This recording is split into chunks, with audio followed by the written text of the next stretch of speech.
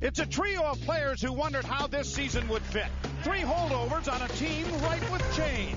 All 3 were challenged in September, and after a period of transition, they have delivered. The last 3 games are perfect evidence. In Boston last Thursday, Coach Ron Wilson played a hunch. And since the 3rd period, that's 7 periods ago, they've recorded an amazing 20 points. Tonight, Nick Antropov, Alexei Ponikarovsky, and Matt Stajan hope their incredible production continues.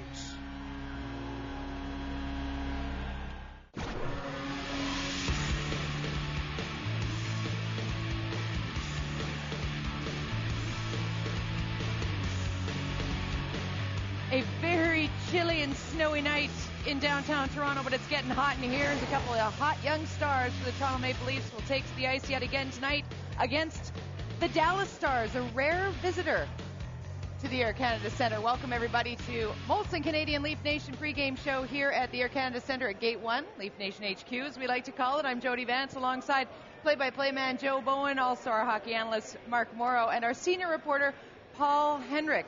Lots to cover off tonight as we're kind of guessing, I guess, a little bit about who will be starting in net for the Toronto Maple Leafs. Ron Wilson might have tipped his hand a little. We're not 100% sure. Well, let's go through it inch by inch in our headlines. Brought to you by Ford, powered by you. Paul?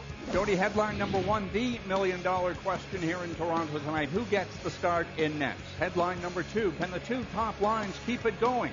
And headline number 3, a homecoming of sorts, whether it be in Dallas or here in Toronto for Nicholas Hagman. He gets a chance to play his former mates. All right, guys, who gets the start in nets here for the Toronto Maple Leafs? Then let's go back to Atlanta and the post-game press conference for head coach Ron Wilson last night when he was asked whether Justin Pogge might get the start.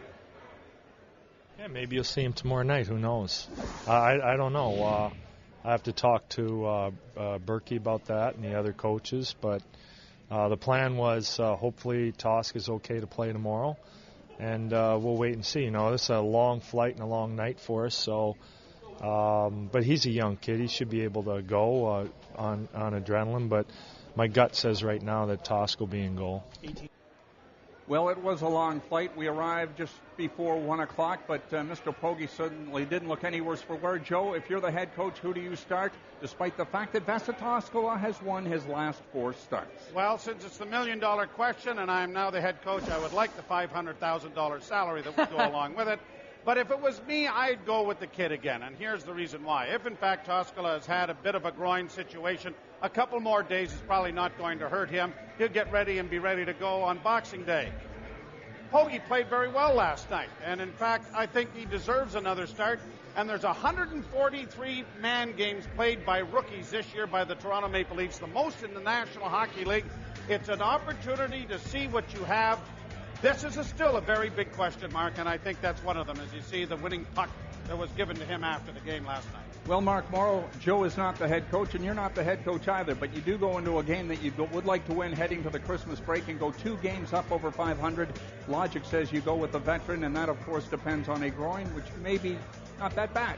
Yeah, and hopefully it's not that bad, but I think, like Joe said, he's had a couple of days off. I think the fine balance is if you give him a couple more days off, you risk him getting rusty, because here is, you see the numbers, he's carried the workload for this team. He's played or started in 29 of the 33 games.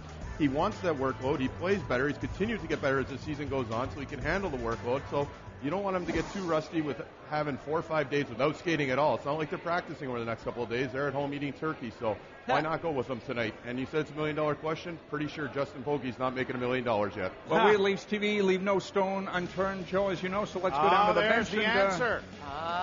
Mr. Toskala's stick. His stick wouldn't be on the bench if he was not playing tonight. So I would suggest Toskala's the starting goaltender, and that would be it. End of suspense.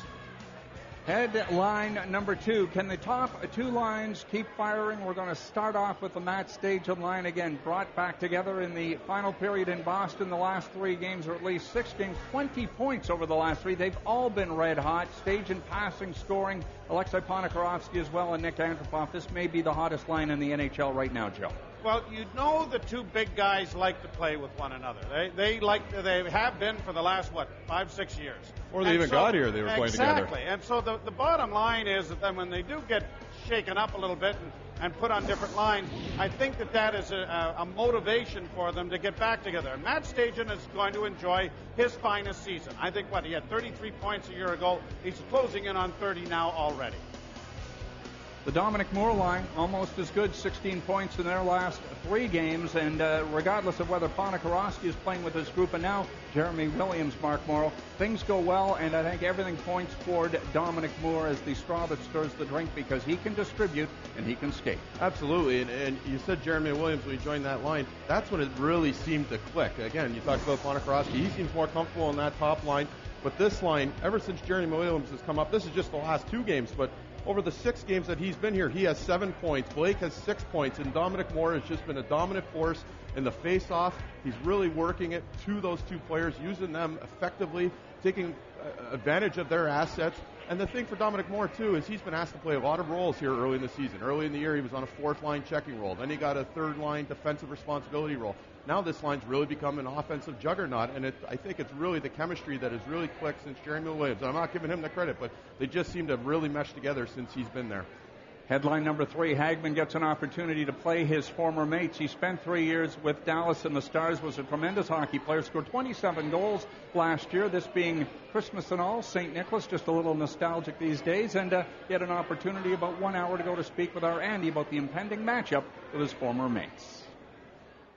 Nick, a lot of players circle the date when they take on their former team, but does Dallas maybe have more of a special place for you, given that you set career highs in goals and points with that team? Of course. I had a lot of fun over there. We had a good team. They gave me a really good chance to play, and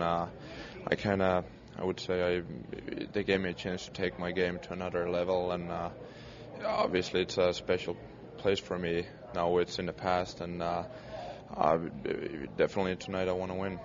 Special as well, given that you only face them once a year. It's not a team that's in the division or even in the conference.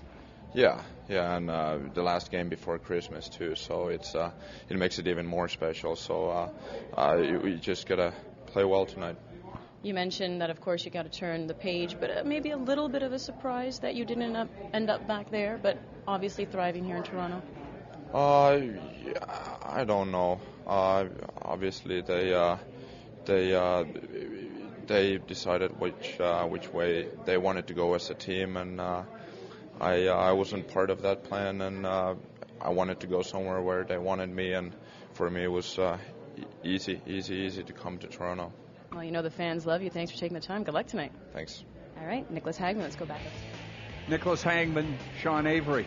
Cliff Fletcher, congratulations. Great job done. And Brett Hull perhaps maybe should have rethought his decision in the offseason. But they miss him in Dallas, and the Leafs certainly glad they've got him back. Well, they're paying Avery $700,000 more than they're paying Hagman not to play.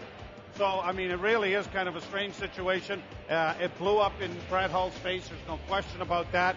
And you can talk to anybody associated with the Dallas Stars. They would love to have Nicholas Hagman. And we hadn't seen him an awful lot. And I think one of the things that really has impressed you is watching him game in and game out, how well he plays in his own end, how well he plays defensively, never mind what he's done with Grabowski and company offensively.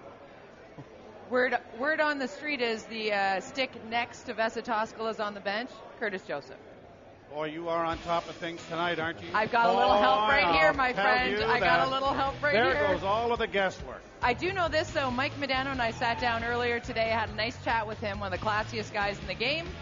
Rare discussion with number 9. And Greg Millen will be popping in to talk some Dallas Stars with us as well. Modano's stick wasn't next to Cujo's, was it? No, he's not backing that would have started up the backup. another rumor. We're back after this.